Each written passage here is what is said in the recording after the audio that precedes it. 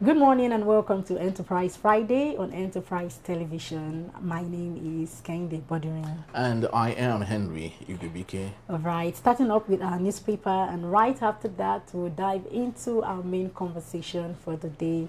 You can reach us on all our social media platforms at Enterprise TV 7. So joining us to share the matters at hand is Barrister Evans Ufeli. He's a barrister and a public affairs analyst. We also have Mr. Chude Achike, a journalist and a public affairs analyst. You are welcome. Thank you so very much for joining us. It's my pleasure. Thank you. Same here too. It's a pleasure. This very important conversation today. So let's get talking on our newspapers and to see what we have. Let's start with the Punch newspaper for today. Big story: live jail for Nnamdi Kanu. Southeast leaders rally for a political solution. We also have heavy ransom. Bandits demand 3 billion naira to free Kwara churchgoers. And also we have alleged genocide. U.S. Congress split over Nigeria's CPC designation. We also have Lagos raises 244.8 billion naira bond to fund infrastructure. Tinubu governors celebrate Jonathan at 68. Okay, still the side strip, we have Obafemi Awolowo's grandson Shegun dies at 62. So let's get talking. I'd love to start with you, Mr. Achike, on the issue of heavy ransom. Bandits demand 3 billion, not 300 million, not 3 billion for Kwara churchgoers to be freed. Don't you think this is laughable, at the same time shameful, that we have a democratic process in Nigeria with security architecture fully funded, and we have enemies of the state dictating what we should do? Speak to me, Achike. Yes, I agree that it's I don't know whether the security infrastructure is fully funded, one, because of course you know that we've had issues. We've had wives of military officers at a time, at various times, protesting on the streets of the capital city, Abuja, because according to them, they are not saying that their husbands should not go and fight for the country. After all, that's what they are. They are security people, but that in doing that, they should be given, all the wherewithal, the protective gear that they need, and the funding, and, for them to be able to do that, so that they don't end up committing suicide through no fault of theirs. But it is not just, it's not exactly, it's not, of course, it's laughable in a perverse sense of way. It is also tragic that we find ourselves in this situation. And of course, the position of the government has been don't pay any money to bandits. And then the government that tells you do not pay any money to the bandits, ends up doing absolutely nothing to rescue citizens from the clutches of bandits, thereby leaving their loved ones in the hands of bloodthirsty people who could violate them either sexually or injure them or even kill them in the process. So you have no choice than to enter into private negotiation with the bandits, because your country is not able to keep you safe. And your country, even where you are kidnapped or you're abducted, your country is not able to rescue you, it's not able to do anything. So you have no choice than to bargain for the life of your loved ones. But the 3 billion, whether somewhere else I read there 100 million, 3 billion, either way, they're asking for ransom. And the government in those days, when this issue of kidnapping first started, they were saying that the government does not negotiate with bandits and terrorists and all that. But we have seen even in government houses, we are told, one of the government houses in the north where bandits, people were kidnapped, and then it was at the government house that the money for the payment was even provided for the bandits. It is more than shameful, it's a tragedy. We see instances where bandits even organize press conferences in parts of the north. And then you have security people, you have soldiers, you have NSCDC, you have DSS, all of them being there. And you see these gun-toting terrorists having a press conference. So when you look at all of these things, you're asking yourself exactly what is happening. Nnamdi Kanu, yes, it's a decision has been taken on him, but it does not solve the problem of insecurity. So They look, but the reality is that the Nigerian state has lost the ability. It's not capable of defending itself, nor defending the citizens of this country. And this thing that's going on is spreading. You have seen where it has. You can see that the epicenter is not so much in the northeast or the northwest. It's moving down southwest. It has. We saw what has happened in Kwara State. The other day, the governor of Nasarawa was saying that Lokaro, or is it Lokau or Lakau, one of those, terrorist organizations, is becoming active in that state, and that they needed to do something about it. It has moved to Kwara State. From Kwara State, of course, it's Ekiti, because Ekiti borders both Kwara and Kogi. Yeah. So even the southwest, that had been relatively safe all this while, is no longer exactly safe. So the government seems clearly to have lost the ability. And you can see the crisis now, it has become an international issue. Just yesterday or early this morning, the United Nations weighed in on it, and they did a special session on insecurity in the south, in the ECOWAS, some of these ECOWAS the ECOWAS sub-region, because they are saying that it is becoming the epicenter of violence and terrorist activities in the world. So you can imagine that. It's really a tragedy. Okay, let me just throw this question to Barrister Evans. So what does this ransom demand, right, say about the worsening state of insecurity in Nigeria? Well, it means the security architecture has collapsed. That is what it means. There is no safety anywhere in Nigeria as we speak. And it gives us worry because when this Boko Haram started like a child's play. And we keep saying it. Al-Modu Sharif, the former governor of Borno State, who started with Boko Haram, okay, because we're talking about accountability. We keep talking about how to solve the problem. We're not talking about holding those who started it accountable, who are still walking freely on the streets. One of the wings of this insecurity was started by Al-Modu Sharif. Okay, that's the one that now metamorphosed into Boko Haram.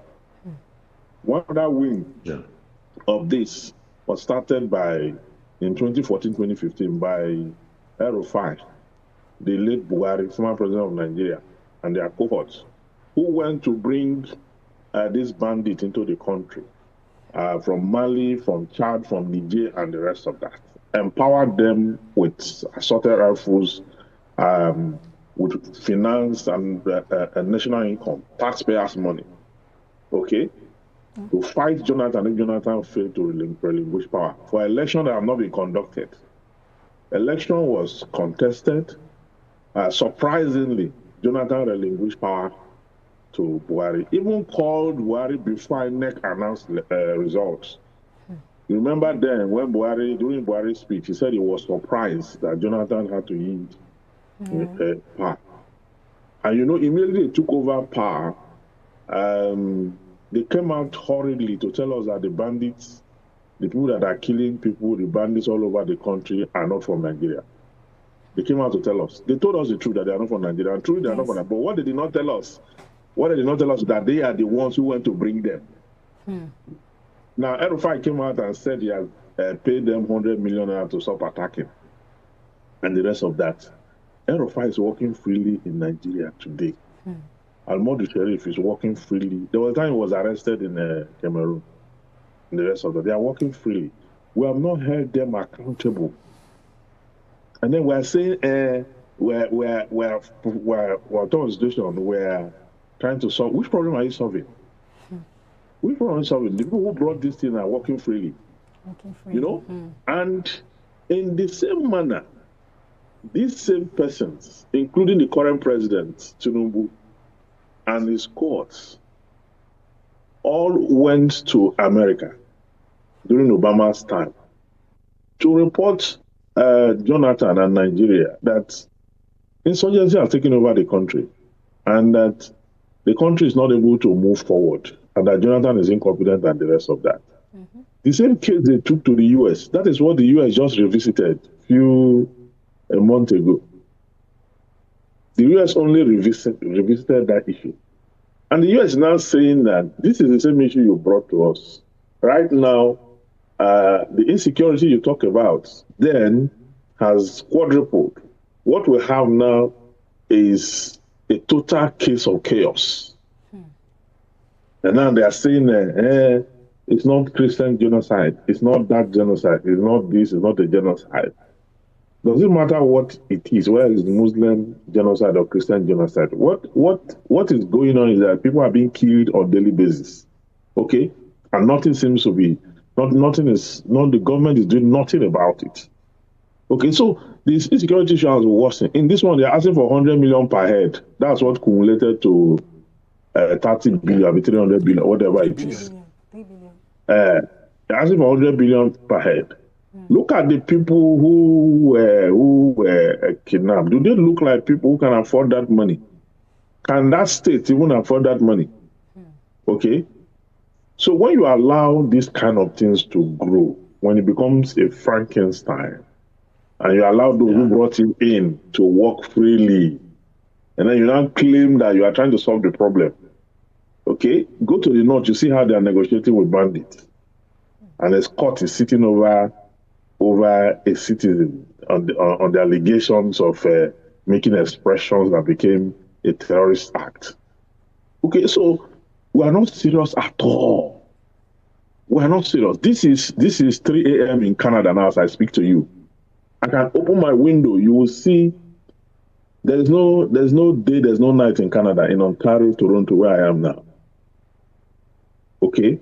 There's no day, there's no night. The tram is working, train is working. Everybody, you go outside and it look like afternoon. Everybody's on doing one thing or the other. Is that not a country? So how do we lose it so badly like this, that we are now a wreck of ourselves? We have collapsed under our own contradictions.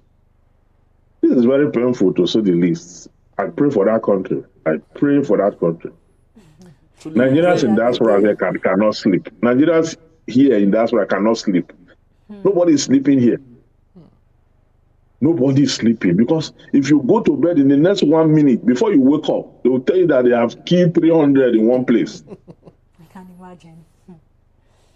It's actually very sad, that we are living at a time like this in 2025, when I believe there's what we call geo mapping, right? Where you can specifically, take charge of your territory. Exactly, but Nigeria, we don't know how to take care of our territory, to know where these insurgents are and know how to nip them in the bud. But let's take a look at the Daily Trust newspaper for today. We have the big story. Kanu gets life imprisonment after 10-year trial. Okay, we also have health workers strike increases, patronage of private hospitals. And equally, violence in Nigeria affects Christians and Muslims, and that's coming from the Pope. We also have schoolgirls abduction. President asks defense minister to relocate to Kebbi State. All right, actually, let's take a look at this story. Jonathan's concession in 2015 strengthened Nigeria's democracy, and that's coming from our current president, Bola Ahmed Tinubu. Don't you think this statement is hypocritical, knowing what transpired in February 25th, 2023? There is still lots of issues, pertaining his legitimacy as the president of the country, but stating that the concession of Goodluck Jonathan strengthened the democracy. Speak to me. Well, politicians are very good at double speak. They have mastered the act of speaking from both sides of the mouth. So it's their trait. There's nothing new about that.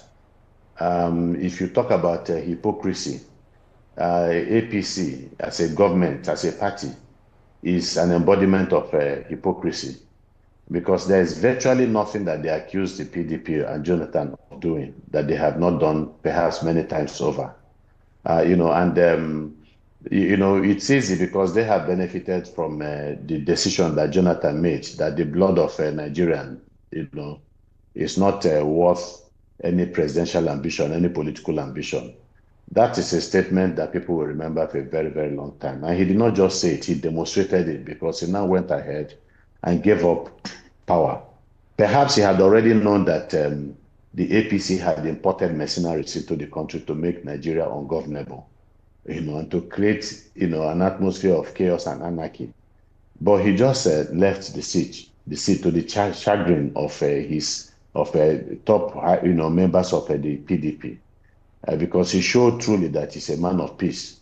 And so, but what has happened to the democracy? Because the president is a beneficiary of the struggle against a military dictatorship. So what are they doing? What have they done exactly with the democracy? So it's one thing to say, yes, that Jonathan, promoted democracy by the sacrifice that he made. But those who have inherited it, what have they done with it? We saw what the 8 years of the Buhari administration was. We saw a spike in the level of violence in this country. In fact, a lot of people might not know that before Buhari came to power, we were contending with Boko Haram, essentially. And then, but as at the time, once he came in, he was able to push the Southeast, directly or indirectly, to the path that the Southeast is now, today. It was under the Buhari administration that, because a lot of people forget that either MASOB or IPOB was seen as a relatively peaceful movement. In fact, you had some international commentators also making that assertion that it was a peaceful movement. They don't carry guns, they don't carry arms, they don't carry sticks, they just agitate. But even in the process of agitation, evidence abound as to the number of people that were killed, even while they're having meetings in a classroom and all that. So some of these things led to, the more radicalization of the movement, and then you now began to see pockets of violence from the Southeast. Of course, that also, precludes and led participation of other actors, non-state actors, being supported by the state. Asari Dokubo was able to say something to that effect, that Buhari had mobilized him and his people to keep the Southeast safe and parts of the North. And so for a non-security outfit, official security outfit like Asari Dokubo's group, to be giving money to participate somehow in the security element of the Southeast, that can only give you an idea of the kind of security they are supposed to be providing in the Southeast. So, you talk of the enemy within. And so it's unfortunate. Now they have gone ahead to sentencing Nnamdi Kanu to life imprisonment. In fact, the judge was saying that it's just that they had given consideration to the unpopularity of the death sentence. Otherwise, the implication is that they would have applied the death penalty on Nnamdi Kanu. It's, of course, as it is now, that matter, the Nnamdi Kanu matter, long stopped being a legal issue or a judicial issue and became a political issue. And that it has to be handled at that level. And then people are also watching to see. People carry guns. People have carried guns. This is Asari Dokubo before the president, when he came into power. Guns, they were carrying guns in broad daylight. And then there was nothing wrong with that. And so people are seeing a two-tier justice system in this country, where there's a rule for one side and another rule for the other side. The barrister, Ufeli, has talked about, the cozy relationship between some governors in the north and some of these rebel groups and all that. You ask yourself, so what is the basis of even the verdict of Nnamdi Kanu when you also allow more brazen, commission of terror in parts of the country, and those ones get away with it? So it's sad. It's unfortunate. Very so sad. Very sad. Okay. So let me just quickly ask Barrister this question too. So can we? I want us to reflect on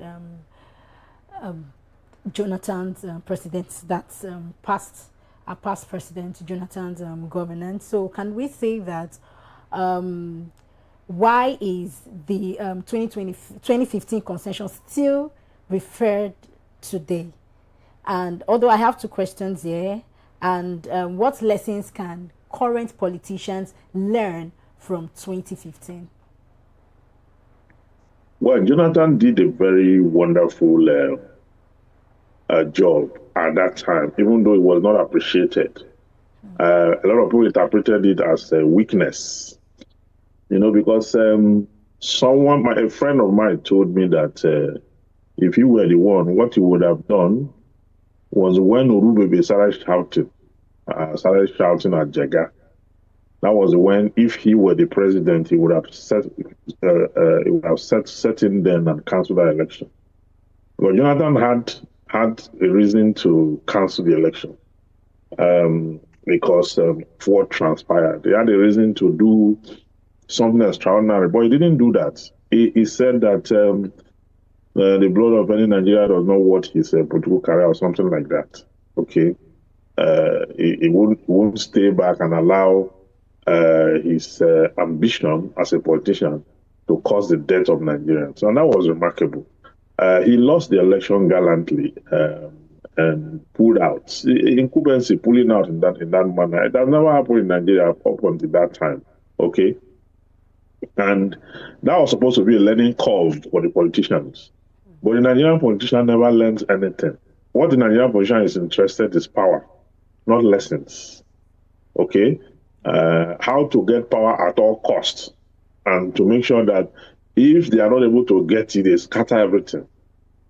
So that is the likes of Erufai, the kind of product we now have today, the likes of Wike, and so many other of them who have that proclivity to want to destroy things.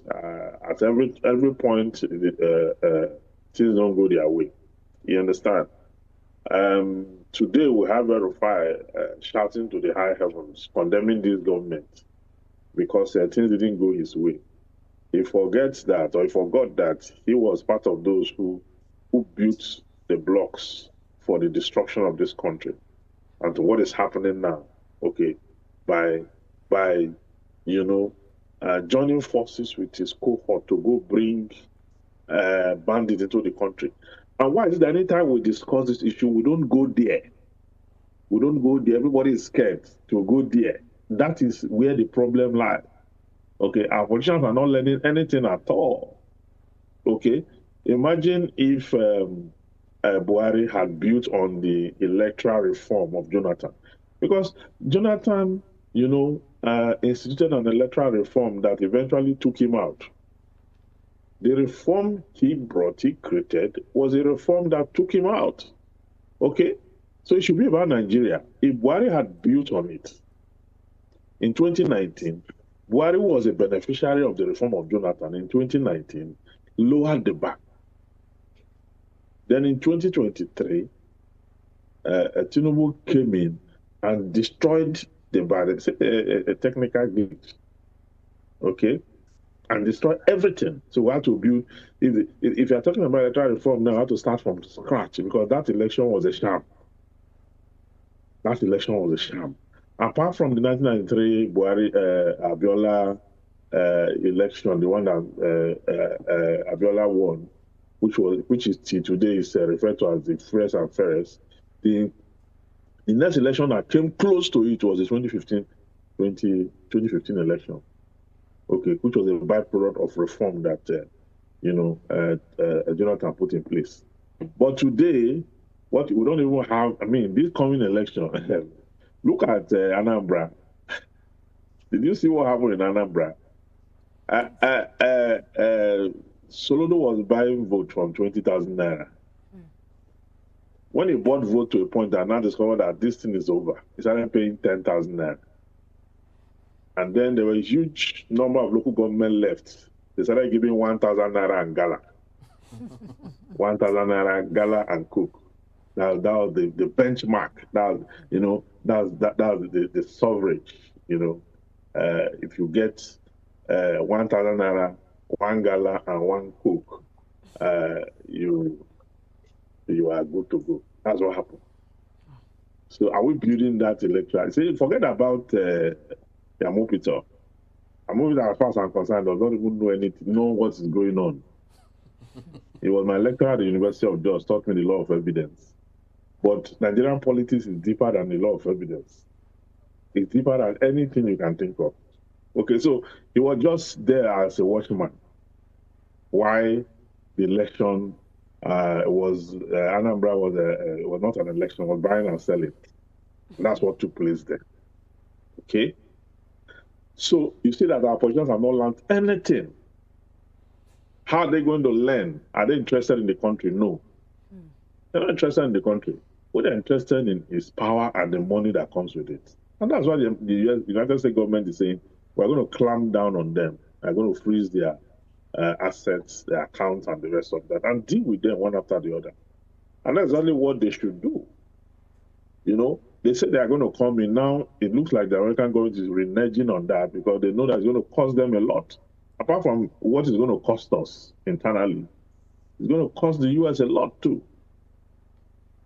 So I don't know where Nigeria is heading to truly. I don't know, really. I hope we know someday. Seriously, because all right, it's a big, complex issue. We truly do hope that we. No, can I let me just add this. Yeah, please do. Yeah. You know the danger. I had argued years ago, in one of the national media. It was a TV house, but I mean about 12 years ago. Then Boko Haram was still in the budding stage. They were already causing crisis, and anarchy in the country. And I remember saying to them that this is the time that we need to go all out, use every resource or all resources at our disposal to defeat that movement, that terrorist organization once and for all. That we will be making a fatal mistake if we allow it to linger and then just, try to deal with it piecemeal. That we get to a level where we'll no longer be able to control it. And this is exactly what has happened. But beyond that, we must also remember what happened in Zaire, Congo, Kinshasa, with Laurent Kabila. When that insurgency against and the rebellion against Mobutu Sese Seko's government sprang up, of course, with the support from a few countries here and there, they began to grow. And Laurent Kabila took it, Sese Seko, the president then maybe thought it was not a very big thing. He would go, of course, he was already frail by then. They wouldn't leave power, these African dictators. He will go abroad for a treatment and then come back. And the insurgency was still building up. By the time he tried to use all of the military muscle of Congo-Kinshasa to stem the tide, it was impossible. It had built momentum. The movement against him had built momentum, and that was what swept him out of power and plunged, DRC into a war. Serious conflict for some time. So this is what one is afraid of, because if you remember how these people started, how many were they? Let's even look at Boko Haram before they were joined by Lakurawan, before they were joined by ISIS and all that, and then the headsmen, maybe a few people. In Borno, then he grew, metamorphosed, had more people, and then before you know it, it had gone to the next state, and from there it had gone to the neighboring states. It was already growing, and morphing, or it was already growing until they began to take over local government, areas. Now, so what do we have now at this particular point in time? They have spread from the northeast to the north central, to the northwest, and they are moving southwards. They are now in Kwara, operating almost fully in Kwara. There was the attack in Owo some time ago, which we all remember. And then in the southeast, of course, is a different kettle of fish there. So they are growing. They are growing in two ways. They are growing in terms of resources. Either they are getting these resources through kidnapping, or they are getting it through their financial backers, both in Nigeria and out of this country. Remember the list from Dubai.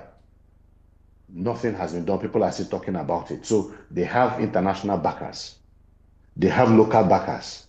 Then they have the profits that they make or the money they make from kidnapping. So they have grown in terms of their resources.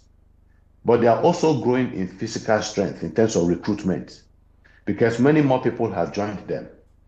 And while they are growing in resources and in recruitment, how have our security agencies grown in terms of even the numbers? How many soldiers have we been able to recruit? It was just a few days ago that the Minister of the chief of army staff was saying that they are going to recruit 24,000 soldiers. Now, how are you going to recruit them? And what is the possibility that they are not going to end up recruiting terrorist sympathizers in the process itself? So these are some of the issues. So they are growing in strength, and that's why they can go beyond their borders, their usual areas of operation, down all the way to the southwest. So we hope that, what happened in Zaire, that they won't grow to the extent that they feel that they have the numbers and they have the resources to make a play on the Nigerian state and take over one or two capital cities in the country. But these things, I can tell you, they are not impossible to achieve from what we have been seeing. From a small, locality in Borno, they have grown to many parts of the country. That tells you that there is a problem and that we are not able to even tackle this issue because the Nigerian state is weak and the institutions of the state, are also weak. Like I did say, it's a whole complex, and the Minister for Foreign Affairs, even if the issue is glaring, seems to water it down, especially with the interview he had with Piers Morgan. And I do not know how we can solve this, but of course it's a developing story. And right here on Enterprise Television, we promise to unfold them as they happen. We'll be right back, but when we return on our main conversation, court sentences IPOB leader Nnamdi Kanu to life imprisonment after decade-long terrorism trial. In the beat is still Enterprise, a Friday, don't go anywhere. I'll be right back.